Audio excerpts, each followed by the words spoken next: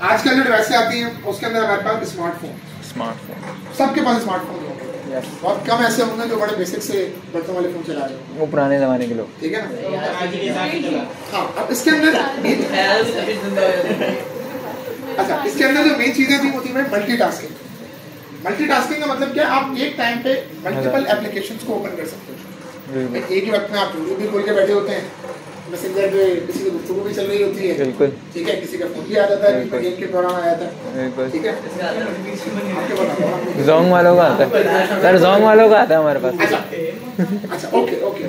Jong वाले दंग करते हैं। पहले क्या होता था भाई, सिर्फ वाईफाई होता था, उसके बाद एक और चीज ऐड की, मैं सिंगल इंटरनेट चल सकता है, तो ई लिखा हुआ आता था पहले, 2G उसको हम कहते थे, 1.5G आता था पहले, फिर वो 2G हुआ, 3G हुआ, अब पाकिस्तान तो 4 से आगे निकल रहा, जापान 6G पे पहुंच गया वो। वो मोबाइल में है, मोबाइल में कंपनी अभी तक ऑफर कर ही नहीं रही है। 5 साल के 5G अगर फोन में वो भी चलना ही नहीं, फायदा क्या, ठीक है ना। अच्छा, अब इसके अंदर कुछ और फीचर भी आ गए।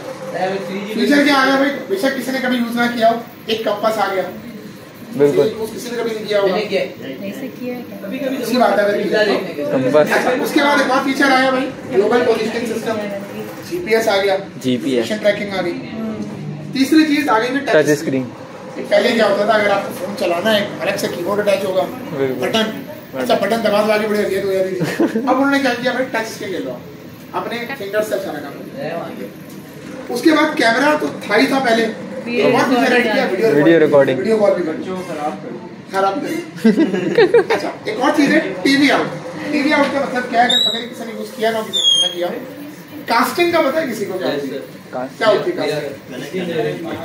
कास्टिंग का मतलब ये होता है कि अगर आपके पास किसी के पास अगर स्मार्ट टीवी हो, अगर आपके फोन पे वाईफाई कनेक्टेड है और आपकी टीवी में कनेक्टेड है, तो जो भी चीजें आपने फोन पे खोली हुई है ना, उसको डायरेक्टली आप डिस्प्ले कर सकते हैं। यस, ऐसे ही है। ब्लूटूथ आ गया, ब्लूटूथ आपको पता यूज नहीं करता, व्हाट्सएप पे इतनी सारी फाइलें आप, और एक्सेलेरोमीटर आ गया, स्पीड वगैरह को मेजर करता है। क्या होता है जो वैसे कि स्पीड को मेजर कर रहा होता है, ह्यूमन बॉडी को कनेक्ट करता है। स्मार्टफोन देख लिए, अभी तक फोन ही चल रहे थे कि बच्चों को खराब करने के लिए और चीज आने लगी, टैबलेट, ठीक है। अब प्रॉब्लम क्या थी, वही प्रॉब्लम हुई डेवलपर को दोबारा, चलो फोन तक ठीक था, आपने फोल्डेबल कर दिया। अच्छा, फोल्डेबल के साथ साथ आपका एक्सपेंडेबल भी आ रहा है।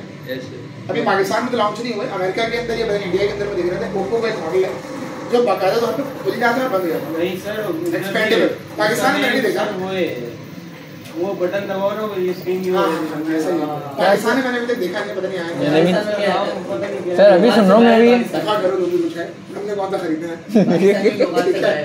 तो अब हुआ क्या भाई, अब टैबलेट आना शुरू हो गया। अच्छा, अब टैबलेट भी 2 तरह के आ रहे हैं। टैबलेट के अंदर उन्होंने कुछ ने क्या किया, विंडोज डालना शुरू कर दिया, सही है, पहले विंडोज आना शुरू किया, उसके बाद उन्होंने कहा इसमें एंड्रॉइड डाल दो, सही है, एंड्रॉइड डाल के उन्होंने हार्डवेयर किया। अब पाकिस्तान के अंदर क्या हुआ, पाकिस्तान के अंदर हमें जुगाड़ी लोग, उन्होंने कहा टैबलेट तो चाहिए लेकिन महंगा भी नहीं चाहिए, सस्ता चाहिए। उन्होंने क्या किया, हार्डवेयर इंट्रोड्यूस करना शुरू कर दिया। क्यों मोबाइल के आना शुरू हुए थे, डैनी ने स्टार्ट किया। अब डैनी का अगर आप टैबलेट ले लो, आपको बाहर से ऐसा लगेगा जबरदस्त, अंदर से 2 GB कुछ भी नहीं है, 216 ऐसी है। शीर्षा में मिल रहे थे 2000, वो बड़ा कॉपी होती है, वो वाला है। अच्छा भाई, अब मोबाइल तो बन गया भाई, वेबसाइटें बनाना थी। अब मसला ये आया रिस्पॉन्सिवनेस। रिस्पॉन्सिव के अलावा मोबाइल के अंदर कुछ सेंसर्स होते हैं, लेकिन आपके पीसी में सेंसर नहीं होते। आपके मोबाइल में मोशन सेंसर लगा हुआ है, आपके मोबाइल में एक्सेलेरोमीटर लगा हुआ होता है, टेम्परेचर सेंसर होता है, गर्म होता है तो वो डिटेक्ट कर लेता है। हर चीज आपके फोन के अंदर मौजूद है। यानी पीसी के अंदर लोकेशन सेंसर भी होता है। पीसी के अंदर आपको सॉफ्टवेयर के थ्रू, कोडिंग के थ्रू सब कुछ करना पड़ता है, लैटिट्यूड लॉन्गिट्यूड लाने पड़ता है। बट मोबाइल के अंदर इसकी वैल्यूज डायरेक्टली बन रही होती है, ठीक है। तो मैकेनिज्म थोड़ा सा डिफरेंट होता है। It is basically responsible to interact with the device hardware. Device hardware के आपके सेंसर, यानी आपके सेंसर्स से डाटा लेना और उसके बेसिस पर प्रोसेसिंग करना। पहले डाटा कहां से आ रहा था, आप दे देते, अब डाटा कहां से आएगा, सेंसर से आएगा, आप दोगे, सही है ना। इसमें कोई और काम की चीज है। अच्छा, 2 तरह की है भाई, एक है एक प्रोप्राइटरी और एक है ओपन सोर्स। ये प्रोप्राइटरी जो लिखा हुआ है ये क्या है, प्राइवेट, जिसका सोर्स कोड, जिसका कोड आपको अवेलेबल है, जिसको आपसे हिडन रखा जाएगा। ओपन सोर्स क्या अवेलेबल है, उठाओ कोड, मॉडिफिकेशन करो, आगे बढ़ो, ठीक है। तो ओपन सोर्स प्लेटफॉर्म बेसिकली बहुत सारे iOS अभी जो हमने बातें की हैं वो यही थी, तीन चीजें देखी हैं। बिल्कुल। नोकिया की एक सीरीज आई थी अभी कुछ अर्सा पहले, उसका नाम था लुमिया, LUMIA। किसने देखी? फ्लॉप हुई थी, बहुत बड़ी फ्लॉप थी, टच में आई थी। उसमें उन्होंने क्या किया था, मोबाइल के अंदर विंडोज डालो, तभी नोकिया ने क्या किया, 1,32,000 का मोबाइल कौन सा नाम डाला होगा। तो खैर उन्होंने ये किया कि भाई उन्होंने इसके अंदर विंडोज डाल दिया। उन्होंने ये चीज कैप्चर की, उससे एंड्रॉइड तो चल नहीं रहा था, एंड्रॉइड का कॉमन नहीं था, महंगा था, लोग लैपटॉप पीसीज पे थे विंडोज चला रहे थे। उन्होंने कहा मोबाइल विंडोज डाल दो। आइडिया देने का आइडिया था, मोबाइल मेरा ख्याल है कोई उनके वर्ल्ड वाइड 2000 पीस पे फ्लॉप हो गई थी। मोबाइल की लुक एंड फील बहुत अच्छी थी, अंदर चलते ही। अब बात ये थी कि विंडोज की तो अपनी एप्लीकेशन है, उसको स्क्रीन चाहिए बड़ी, ठीक है। फिर आया आपके पास iOS। अच्छा iOS आपके पास दो जगह पर आया। iOS वालों ने काम अच्छा क्या किया, आपको मोबाइल में भी दिया, आपको अपने लैपटॉप में सेम ऑपरेटिंग सिस्टम देना शुरू कर दिया, macOS के नाम से, ठीक है। फिर अपने इसके क्या चीज iPad भी आया, ठीक है। फिर टीवी के अंदर भी आना शुरू हो गया। अच्छा ये बेसिकली आपका सिमिलर है लिनक्स के ऊपर, सिमिलर है लिनक्स क्या है बेसिकली ऑपरेटिंग सिस्टम लिनक्स। अच्छा आखिरी कौन सा था हमारे पास, क्या LINUX, यहाँ यूनिक्स लिखा है। इसके अलावा दो और भी है ना, दो है, बहुत है ऐसे अगर पढ़ने जाओगे तो बेसिकली ऑपरेटिंग सिस्टम तो बहुत है। लिनक्स के साथ ही साथ दो भी यूनिक्स होता है, यूनिक्स, फिर लिनक्स के अपने वेरिएंट है, कार्ल लिनक्स होता है, रेड हैट लिनक्स है, OpenSUSE है, उसके अंदर वेरिएंट्स हैं भाई कितने हैं। फिर एंड्रॉइड आ गया आपके पास। अच्छा अब मोबाइल को जब आप डिजाइन कर रहे हैं तो आपने पहली किस चीज को खातिर में लाना है, अब डिजाइनिंग स्टार्ट की, अब काम स्टार्ट हो। देखो बात ये है, फंक्शनैलिटी पे तो कोई फर्क नहीं पड़ेगा ना, एक बटन पे क्लिक करके अगर एक अलर्ट डिस्प्ले करवाना है तो मोबाइल में सेम रहेगा, और क्या कहते हैं सेम रहेगा। फर्क कहाँ पर आएगा, यूआई में। तो डिजाइनिंग के लिए पहली चीज आपने क्या दिमाग में रखनी है भाई, रेजोल्यूशन एंड डायमेंशन। रेजोल्यूशन क्या है, उसका ग्राफिक्स किस तरह के, उसकी फिजिकल डायमेंशन में उसकी हाइट 2 डिग्री, इन चीजों को आपके इसके अंदर खाते में रखना। Resolution means the number of pixels on the screen of the mobile device. जो लोग गेमिंग करते हैं उनको पता होगा कि ग्राफिक की क्या इंपॉर्टेंस है, बिल्कुल ठीक है, ग्राफिक कार्ड्स की क्या इंपॉर्टेंस है, बहुत इंपॉर्टेंट है।